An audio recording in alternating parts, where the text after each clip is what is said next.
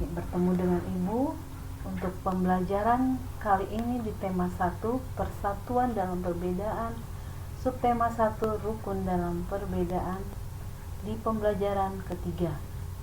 Ibu ingatkan kalian untuk senantiasa menyiapkan diri sebelum memulai pelajaran. Hidup rukun merupakan impian setiap warga negara. Rukun dalam perbedaan akan memberikan kedamaian dan ketentraman. Pagi ini Udin dan teman-temannya sedang bekerja sama untuk mengumpulkan informasi tentang tanaman dan habitatnya. Mereka berdiskusi dan mencatat semua hasil pengamatan. Meskipun mereka berasal dari latar belakang yang berbeda, namun perbedaan tidak menghalangi mereka untuk belajar bersama. Untuk melengkapi informasi, mereka pergi ke perpustakaan umum dan menemukan informasi tentang tumbuhan dan habitatnya. Berikut adalah informasi yang berhasil mereka peroleh. Pohon bambu mempunyai ciri khusus, yaitu mempunyai bulu-bulu halus yang tajam. Bulu yang tajam terdapat pada batang. Bulu tersebut melekat kuat dan dapat menyebabkan gatal. Tumbuhan beradaptasi untuk mempertahankan hidupnya. Adaptasi adalah ciri-ciri khusus yang dimiliki tanaman atau tumbuhan untuk hidup pada tempat atau daerah tertentu.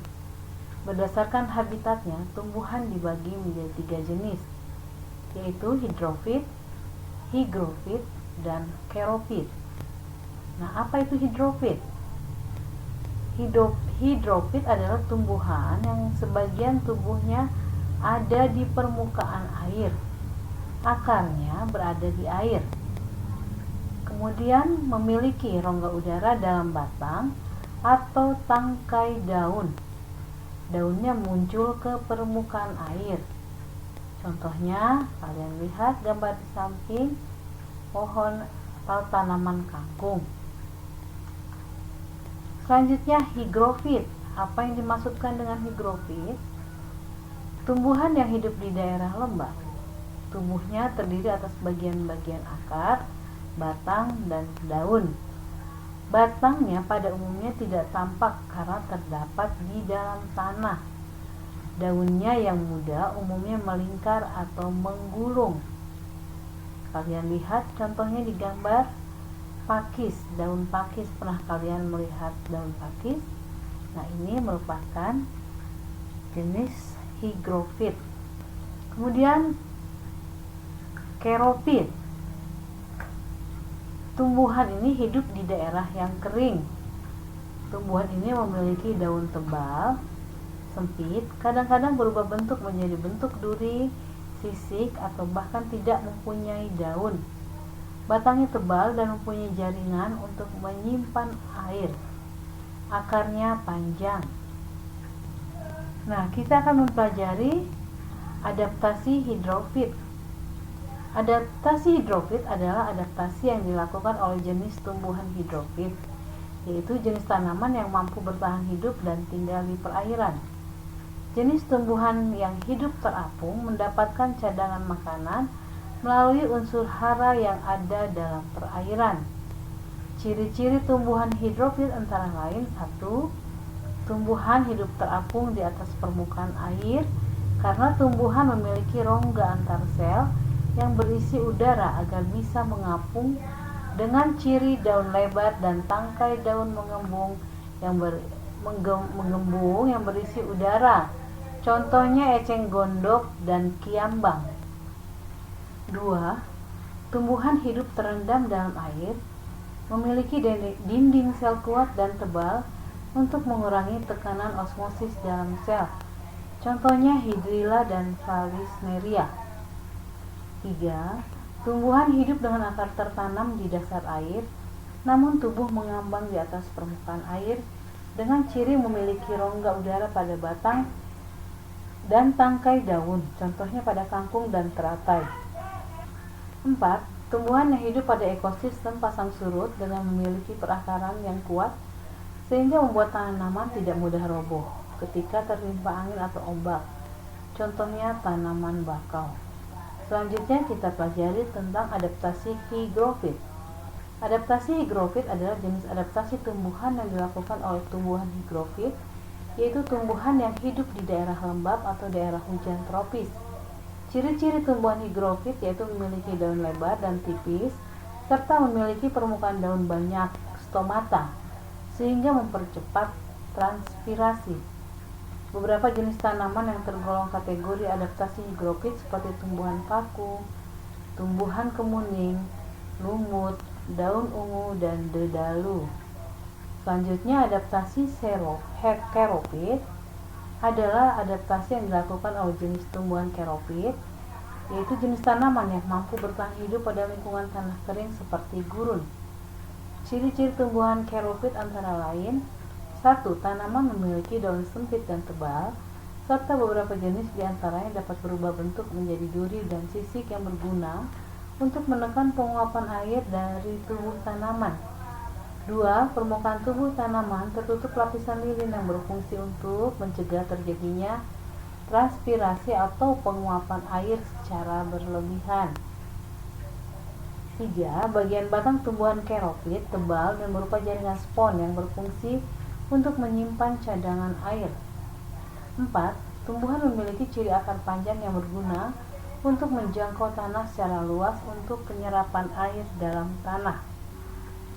Untuk dapat bertahan hidup, tumbuhan perlu menyesuaikan dan melindungi diri. Bagaimana tumbuhan tersebut dapat beradaptasi dengan lingkungannya? Sekarang saatnya kamu menggali informasi lebih banyak lagi dari berbagai sumber tentang cara tumbuhan menyesuaikan dan melindungi diri. Pilihlah satu jenis tumbuhan untuk kamu amati terkait habitat dan cara melindungi diri. Tulis hasil temuanmu pada diagram Fryer berikut. Nah, diagram Fryer seperti ini adalah diagram yang akan mempermudah penyampaian sebuah informasi. Nah, kalian sekarang dapat mengisi diagram Fryer berikut ini. Kita lihat cara tumbuhan menyesuaikan diri. Misalnya 1. Teratai. Karena hidup di air, teratai menyesuaikan diri dengan cara memiliki daun yang lebar dan juga tipis. Hal ini untuk mempermudah teratai di dalam proses penguapan air,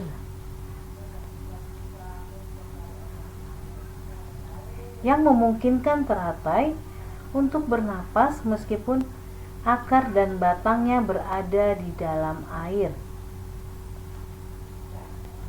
Ya, jadi teratai memiliki batang yang berongga yang memungkinkan teratai untuk bernapas meskipun akar dan batangnya berada di dalam air. Itu cara teratai menyesuaikan diri.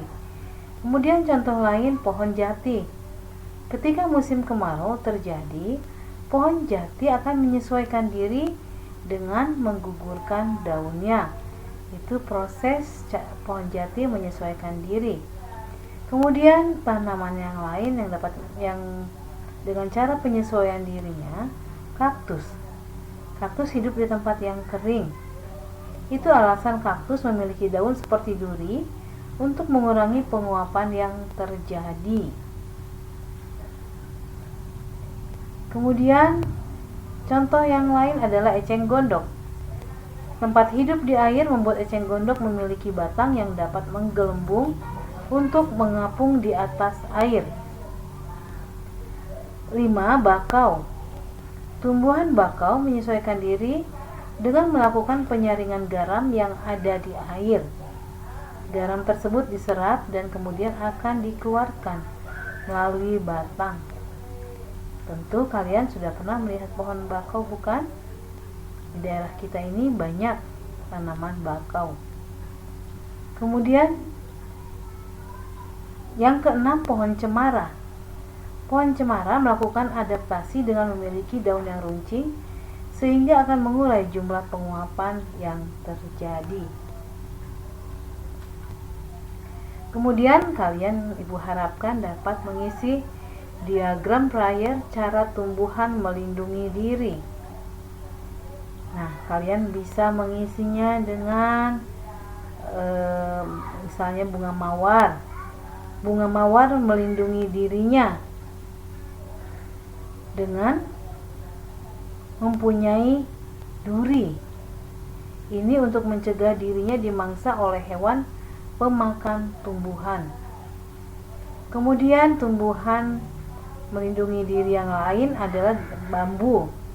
Pohon bambu melindungi diri dengan bulu yang akan menimbulkan rasa gatal bagi makhluk hidup yang ingin menyerangnya. Kemudian singkong karet. Tumbuhan ini melindungi diri dengan racun yang ada di dalam tubuhnya. Racun ini digunakan untuk mencegah dirinya dimakan oleh hewan pemakan tumbuhan. Selanjutnya nangka. Nangka melindungi dirinya dengan getah. Getah ini akan membuat pemangsanya lengket dan tidak bisa bergerak. Kemudian cara tumbuhan melindungi diri yang lainnya adalah bunga bangkai. Bunga bangkai melindungi diri dengan cara mengeluarkan aroma bangkai untuk menghindari pemangsa. Kemudian kelapa. Pohon kelapa memiliki buah dengan cangkang keras. Hal ini untuk melindungi dari pemangsa agar tidak dimakan. Nah, selanjutnya, proklamasi kemerdekaan Indonesia memberi makna yang sangat penting bagi bangsa Indonesia. Sejak teks proklamasi kemerdekaan dibacakan, rakyat Indonesia memiliki negara merdeka, berdaulat, dan bermartabat. Tonggak sejarah tersebut tidak akan terjadi apabila tidak ada anak bangsa yang berani memproklamirkan kemerdekaannya. Mereka adalah pejuang bangsa yang tidak boleh dilupakan. Berikut adalah para pejuang bangsa yang telah berjasa terhadap kemerdekaan negara Indonesia. Insinyur Soekarno merupakan salah satu orang yang berjasa dalam mendirikan negara Republik Indonesia sebagai negara berdaulat. Bung Karno lahir di Blitar, Jawa Timur pada tanggal 6 Juni 1901 dan meninggal di Jakarta 21 Juni 1970. Bung Karno menyusun konsep teks proklamasi di rumah Laksamana Tadasi Maeda bersama Bung Hatta dan Mr. Ahmad Subarjo. Dia kemudian menandatangani teks proklamasi atas nama bangsa Indonesia bersama Bung Hatta. Bung Karno membacakan teks proklamasi kemerdekaan Indonesia di kediamannya di Jalan Pegangsaan Timur nomor 56 Jakarta. Dr. Andes Haji Muhammad Hatta atau Bung Hatta lahir di Bukit Tinggi, Sumatera Barat 12 Agustus 1902. Beliau wafat di Jakarta pada tanggal 14 Maret 1980 pada usia 77 tahun. Bung Hatta menyusun konsep teks proklamasi bersama Bung Karno dan Mr. Ahmad Subarjo. Dia ikut menandatangani teks proklamasi atas nama bangsa Indonesia bersama Bung Karno. Muhammad Hatta adalah wakil presiden pertama Indonesia. Selain itu, beliau adalah Bapak Koperasi Indonesia. Ahmad Subarjo Joyo Adi Surjo lahir di Karawang, Jawa Barat 23 Maret 1896 dan wafat pada tanggal 15 Desember 1978 pada umur 82 tahun. Beliau adalah Menteri Luar Negeri Indonesia yang pertama. Ahmad Subarjo merupakan salah seorang tokoh dari golongan tua yang berperan dalam mempersiapkan proklamasi kemerdekaan Indonesia. Ahmad Subarjo ikut menyusun konsep teks proklamasi di rumah Laksamana Tadasi Maeda bersama Bung Karno dan Bung Hatta. Selanjutnya, Laksamana Tadasi Maeda adalah seorang perwira tinggi Angkatan Laut Kekaisaran Jepang. Beliau membantu persiapan konsep teks proklamasi kemerdekaan dengan mempersilahkan rumahnya digunakan untuk kegiatan yang sangat penting. Di rumahnya berkumpul para tokoh bangsa yang berjasa besar. Walaupun beliau orang Jepang, beliau rela membantu Indonesia karena simpati terhadap rakyat Indonesia. Selanjutnya Soekarni.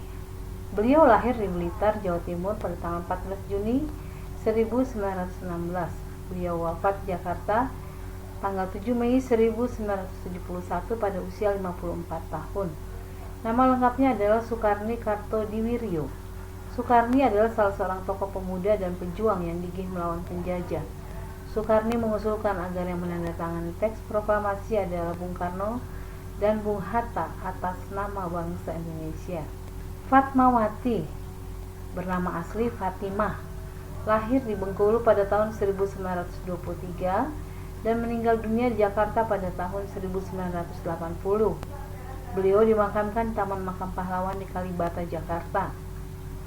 Fatmawati menjahit bendera pusaka Sang Merah Putih yang dikibarkan pada upacara proklamasi kemerdekaan Indonesia di Jalan Pegangsaan Timur nomor 56, Jakarta. Teks proklamasi kemerdekaan diketik oleh Sayuti Malik. Sayuti Malik adalah tokoh pemuda yang juga sangat berperan dalam proklamasi kemerdekaan Indonesia. Sayuti Malik mengetik naskah proklamasi setelah ia sempurnakan dari tulisan tangan Bung Karno. Nah, selanjutnya ada diagram prayer lagi.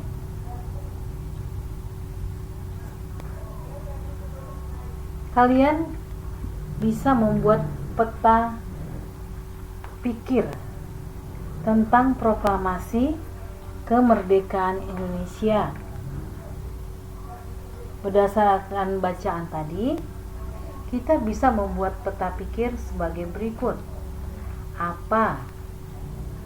Nah, di kolom apa ini kita bisa membuat peta pikir proklamasi kemerdekaan Indonesia merupakan momen awal Indonesia terbebas dari penjajahan.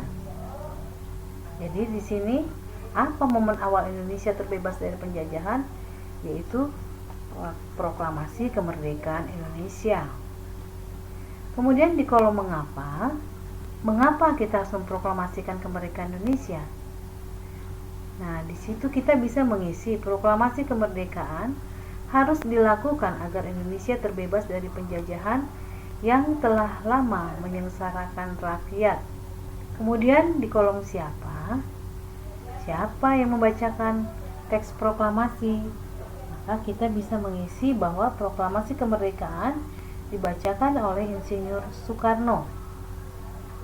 Kemudian kolom di mana dibacakan teks proklamasi kemerdekaan Indonesia?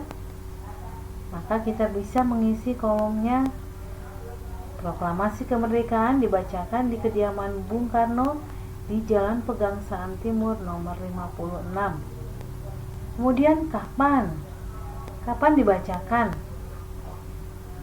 Kita bisa mengisi diagram berikut dengan proklamasi kemerdekaan dibacakan pada tanggal 17 Agustus 1945. Kemudian bagaimana menyusun konsep teks proklamasi? Konsep teks proklamasi kemerdekaan disusun oleh Bung Karno bersama Bung Hatta dan Mr. Ahmad Subarjo. Negara Indonesia dibangun berdasarkan persatuan. Seluruh generasi bahu-membahu membangun bangsa Indonesia yang bebas dari negara penjajah. Dapatkah kalian bayangkan apa yang terjadi apabila saat itu mereka tidak bersatu? Mungkin pada saat ini kita juga masih berada di dalam masa penjajahan. Kalau pada saat itu kita tidak bersatu. Nah, demikian materi pembelajaran kali ini. Semoga kalian dapat memahaminya. Terima kasih atas perhatian kalian. Salam sehat.